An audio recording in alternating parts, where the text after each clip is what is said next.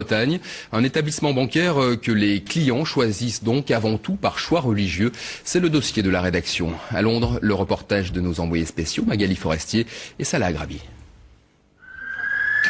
En plein cœur de Londres, dans un quartier bourgeois à majorité musulmane, la Banque islamique de Grande-Bretagne. Une façade comme une autre, sauf qu'ici on ferme chaque vendredi, le temps de la prière. Le personnel y est majoritairement féminin, toutes voilées, mais on nous assure que ce n'est pas du tout une obligation.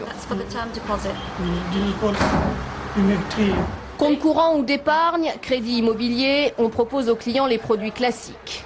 Mais tout repose sur un seul principe, celui de la charia, la loi coranique. Les banques classiques sont basées sur les intérêts. Elles font de l'argent avec votre argent. La loi islamique nous interdit totalement de toucher des intérêts. C'est pourquoi nous investissons l'argent des clients dans des entreprises pour générer du profit. C'est donc le fruit de ce commerce que nous partageons. Le Dieu a autorisé le commerce, mais interdit les intérêts. C'est sur ce verset du Coran qu'est fondé le principe de la banque islamique. C'est le verset 1275 du chapitre numéro 2 du Coran. Un conseil de 3 religieux veille au respect des normes islamiques.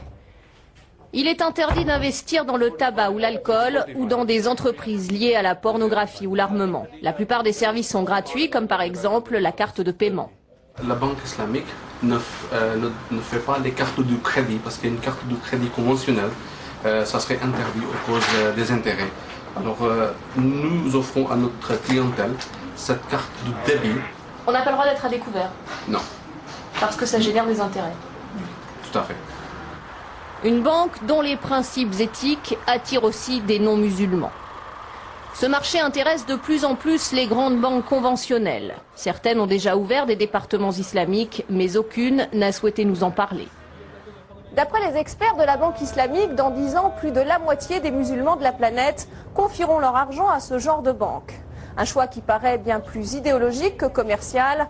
Après les attentats du 11 septembre, par exemple, beaucoup de gros clients des pays du Golfe ont tout simplement clôturé leurs comptes aux États-Unis pour placer leur argent dans des banques islamiques.